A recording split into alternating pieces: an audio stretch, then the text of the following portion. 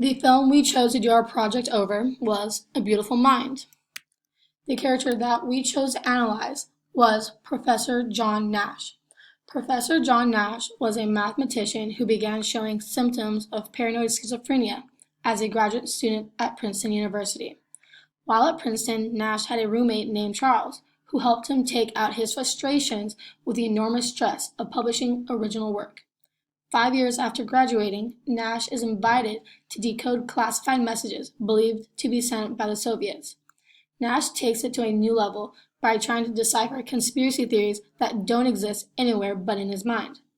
When a psychiatrist meets him, Nash believes the doctor is a Russian trying to get him. He talks to Charles about his mission while with the doctor, showing his hallucinations. To diagnose schizophrenia, the person has to show at least two of the symptoms below. This includes delusions, hallucinations, disorganized speech, disorganized or catatonic behavior, and negative symptoms.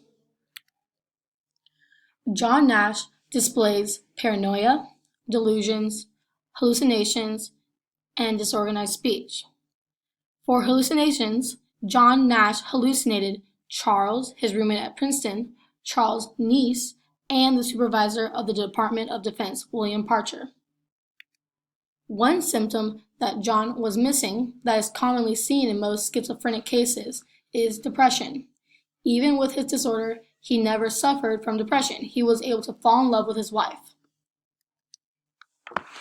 Possible treatments for John included insulin shock therapy and pills. The insulin shock therapy was done by injecting a large dose of insulin in his body to produce daily comas for several weeks. All the insulin in his body made him have intense seizures. Doctors thought the shock therapy would completely cure him of his disorder, but it ended up not being effective. When the shock therapy did not work, the doctors decided to try medication. The plan for the medication was for it to stop the hallucinations he was having so that he could go on with everyday life normally. The pills were the correct course of treatment for his symptoms because they made him stop having hallucinations. The insulin shock therapy would raise ethical concern.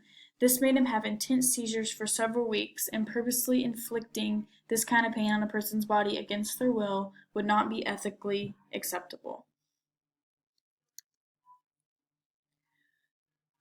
We believe that John Nash's schizophrenia was accurately portrayed in the film. Symptoms that he had are completely possible and accurate to symptoms of real-life schizophrenia. Actual schizophrenia symptoms include hallucinations, delusions, and disorganized speech, which are all symptoms that John Nash experienced. Many people base their thoughts of psychological disorder from what they've seen in shows, which is how films influence the thoughts of psychological disorders. Thank you for your time.